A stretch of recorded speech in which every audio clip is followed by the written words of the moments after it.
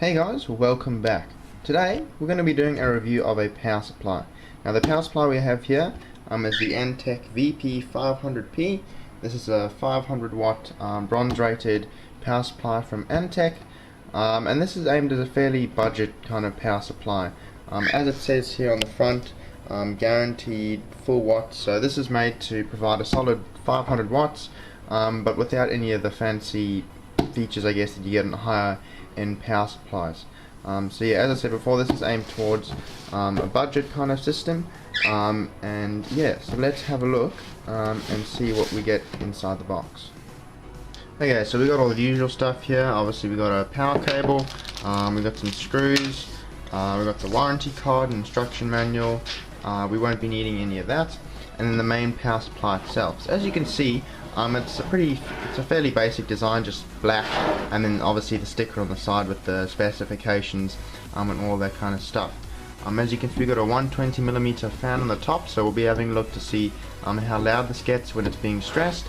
And then obviously we've got all our connectors. So we've got our 24-pin motherboard connector, then we got our 4+4 pin EPS connector, that's for the CPU. We've got two PCIe connectors for the graphics card. We've got one 6-pin and then one 6+2 pin. We've got four SATA connectors and then three Molex connectors, and even a floppy drive connector if you're that old and still use floppy drives.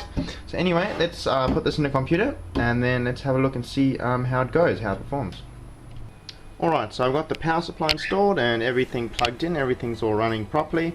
As you can see, all of the cables, they were long enough to reach. The 24-pin and the 4-pin for the CPU were a little bit tight to try and bring around, but once they're plugged in, everything's all good, nothing too tight that it'll break anything.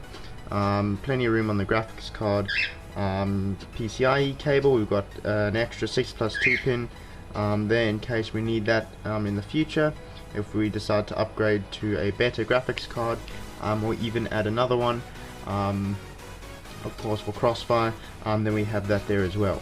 We only use the one Molex, SATA connector for the one hard drive, but there's still another 3 that comes with this power supply. That means that there's plenty of room, so to speak, for adding more hard drives and other SATA devices. We didn't use any of the Molex connectors, however it does have 3, so that should be plenty for anything you want to power, or even if you need more you can always get like a cheap splitter and use that instead. But yeah, as you can probably hear or not hear, the power supply is really quiet. Like most of the sound, if not all of it, is coming from the CPU fan and the graphics card fan. So even under gaming load, this power supply is extremely quiet, and it's providing plenty of power for the system. We've actually got an i5 4570 and a Strix RX 460. So not the most power hungry stuff, but it's still decently powerful. As you can see, it's all powering that fine, not having any issues. So yeah, I'll definitely recommend this power supply.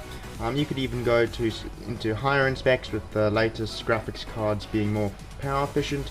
This power supply is definitely a good buy. Provides a solid 500 watts, which is enough for most unoverclocked systems. Some newer CPUs you may struggle with, but again, it depends on what kind of CPU and graphics card you decide to go with. So anyway guys, thank you for watching, and I will catch you next time.